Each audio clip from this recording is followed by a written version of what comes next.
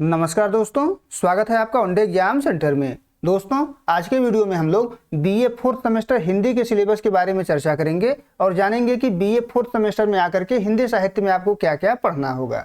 तो अगर BA fourth semester में है और हिंदी विषय लिए हुए हैं तो आपको केवल एक पेपर देना होगा और पेपर का नाम है हिंदी अनुवाद। हिंदी अनुवाद का पेपर आपको देना है और कुल 8 यूनिट इसमें आपको पढ़ना होगा। एक एक करके हम लोग जानेंगे कि किस यूनिट में आपको क्या पढ़ना होगा। जो पहला यूनिट है इसमें आपको अनुवाद की अवधारणा के बारे में जानना है। इसमें हम लोग जानेंगे कि अनुवाद कहते किसको है, अनुवाद का अर्थ क्या होता है, विभिन्न विद्वानों के द्वारा अनुवाद को किस प्रकार से परिभाषित किया गया है इसके बारे में जानेंगे। अनुवाद का स्वरूप क्या होता है इसके बारे में हम लोग यहाँ पर पढ़ेंगे। अनुवाद का महत्व क्या होता है, समाज के लिए अनुवाद का क्या महत्व है, संस्कृति के लिए अनुवाद का क्या महत्व है, साहित्य के लिए अनुवाद का क्या महत्व है, इसके बारे में भी हम लोग पहले यूनिट में भी पढ़ेंगे। इसके अलावा हम लोग जानेंगे कि अनुवाद के अन्य रूप कौन कौन से होते हैं। इसमें आपको लिप्यंतरण के बारे में पढ़ना है कि लिप्यंतरण होता क्या है, किस प्रकार से लिप्यंतरण किया जाता है, इसके बारे में आपको पढ़ना होगा। फिर मशीनी अनुवाद क्या होता है, मशीनी अनुवाद किस प्रकार से किया जाता है, कौन कौन से इसके प्रकार होते हैं, इसके बारे में भी आपको यहाँ पर पढ़ना होगा। इसके अलावा अनुवादक के गुण कौन कौन से होते हैं, यानी एक अनुवादक में कौन कौन से गुण होने चाहिए उसके बारे में पढ़ना होगा। अनुवादक के दायित्व क्या होते हैं और कौन कौन सी अपेक्षाएं हम लोग अनुवादक से करते हैं, इसके बारे में भी आपको पहले यूनिट में ही पढ़ना होगा। इसके अलावा अनुवाद में रोजगार की कौन कौन सी संभावनाएं हैं, उन संभावनाओं के बारे में भी आपको पहले यूनिट में ही पढ़ना होगा। इतना आपको पहले यूनिट में पढ़ना है। अब देख लेते हैं कि दूसरे यूनिट में आपको क्या पढ़ना है। दूसरे यूनिट में आपको अनुवाद के क्षेत्र के बारे में जानना है। इसमें आप पढ़ेंगे कि अनुवाद की प्रक्रिया कौन कौन सी होती है, यानी किस प्रक्रिया से होकर के हम किसी चीज का अनुवाद करते हैं। इसके अलावा अनुवाद के प्रकार के बारे में जानेंगे कि अनुवाद के कौन कौन से प्रकार होते हैं, अनुवाद की सीमाएं कौन कौन सी होती हैं, इसको आप दूसरे यूनिट में पढ़ेंगे। फिर अंग्रेजी हिंदी अनुवाद की कौन कौन सी समस्याएं होती हैं और किस प्रकार से उसका समाधान किया जाएगा, इसके बारे में आप दूसरे यूनिट में पढ़ेंगे। अब तीसरा यूनिट देख लेते हैं।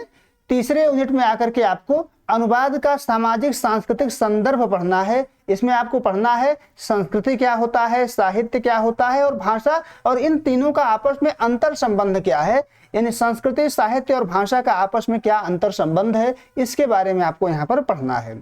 अनुवाद और संस्कृति का क्या संबंध है, अनुवाद और समाज का क्या संबंध है, अनुवाद और भाषा का क्या संबंध है, इसका भी अध्ययन आपको तीसरे यूनिट में करना होगा।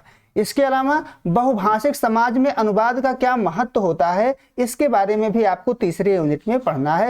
यानी जिस समाज में एक से अधिक भाषाएं बोली जाती हैं वहां अनुवाद का क्या महत्व होता है, तीसरे यूनिट में इसको भी आपको पढ़ना होगा।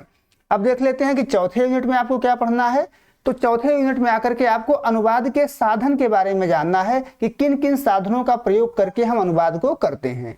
इसमें अनुवाद में कोश का क्या महत्व होता है उसके बारे में जानना है, कोश के कौन कौन से प्रकार होते हैं उसके बारे में जानना है, कोशों के उपयोग के बारे में जानना है कि किस अनुवाद को करते समय किस कोश का उपयोग हमारे द्वारा किया जाता है, इसके बारे में आपको जानना होगा। इसके अलावा संकेत प्रणाली के बारे में आपको पढ़ना है कि संकेत प्रणाली क्या होता है और अनुवाद में इसका किस प्रकार से प्रयोग किया जाता है। इसके अलावा शब्दकोश के बारे में जानना है कि शब्दकोश क्या होता है, अनुवाद में उसका उपयोग किस प्रकार से किया जाता है, थिसारस क्या होता है, उसका उपयोग अनुवाद में किस प्रकार से किया जाता है, पर्याय कोश का उपयोग किस प्रकार से किया जाता है। इसी प्रकार से उच्चारण कोश, भाषिक कोश, विषय कोश, परिभाषा कोश, विश्व कोश, साहित्य कोश, मिथक कोश और पुराण कोश के बारे में आपको जानना है कि ये क्या होते हैं और अनुवाद करते समय इसका किस प्रकार से उपयोग किया जाता है, इसके बारे में हम लोग विस्तार से चौथे यूनिट में पढ़ेंगे। अब आगे बढ़ते हैं, पांचवा यूनिट देख लेते हैं कि पांचवें यूनिट में आकर के आपको क्या पढ़ना होगा। तो पांचवें यूनिट में आपको पारिभाषिक शब्दावली के बारे में जानना है। इसमें आप जानेंगे कि पारिभाषिक शब्दावली का अर्थ क्या होता है, उसका तात्पर्य क्या होता है और कौन कौन से लक्षण पारिभाषिक शब्दावली में पाए जाते हैं, इसमें हम लोग ये सभी चीजें पढ़ेंगे। इसके अलावा आपको पढ़ना है कि सामान्य शब्द क्या होते हैं, पारिभाषिक शब्द क्या होते हैं, दोनों की तुलना भी आपको करना है। सामान्य शब्दों तथा पारिभाषिक शब्दों की अनुवाद में क्या भूमिका होती है, इसके बारे में भी आपको यहाँ पर पढ़ना होगा। इसके अलावा पारिभाषिक शब्दावली निर्माण के कौन कौन से सिद्धांत हैं, किन किन सिद्धांतों का प्रयोग करके हम पारिभाषिक शब्दावली का निर्माण करते हैं, इसके बारे में आपको विस्तार से जानना होगा। पारिभाषिक शब्दावली निर्माण की प्रक्रिया क्या होती है, पारिभाषिक शब्दावली का निर्माण करते समय हम किस प्रक्रिया से गुजरते हैं, उस प्रक्रिया के बारे में आपको पांचवें यूनिट में पढ़ना होगा। अब छठा यूनिट देख लेते हैं। 6वें यूनिट में आपको अनुवाद का पुनरीक्षण, मूल्यांकन तथा समीक्षा के बारे में पढ़ना है। इसमें आप पढ़ेंगे कि पुनरीक्षण क्या होता है, मूल्यांकन क्या होता है, समीक्षा क्या होता है। इन तीनों का विस्तार से अध्ययन आप 6वें यूनिट में करेंगे। अब 7वें यूनिट में देख लेते हैं कि 7वें यूनिट में आपको क्या पढ़ना है। 7वें यूनिट का नाम है अनुवाद सैद्धांतिकी 1। अनुवाद सैद्धांतिकी 2 भाग में है। 8वें यूनिट 2 है और 7वां यूनिट जो है 1 है। तो अनुवाद सैद्धांतिकी 1 को आपको 7वें यूनिट में पढ़ना है। इसमें हिंदी से अंग्रेजी तथा अंग्रेजी से हिंदी में अनुवाद किस प्रकार से किया जाता है इसके बारे में जानेंगे। इसके अलावा प्रशासनिक अनुवाद क्या होता है और प्रशासनिक शब्दावलियों के बारे में जानेंगे। बैंकिंग अनुवाद क्या होता है, बैंकिंग शब्दावली के बारे में जानेंगे। इसी प्रकार से विधि अनुवाद क्या होता है और उससे संबंधित शब्दावलियों के बारे में इसमें जानेंगे। इसी प्रकार से ज्ञान, विज्ञान और तथा तकनीकी अनुवाद के बारे में और उसके शब्दावलियों के बारे में आपको 7वें यूनिट में पढ़ना होगा।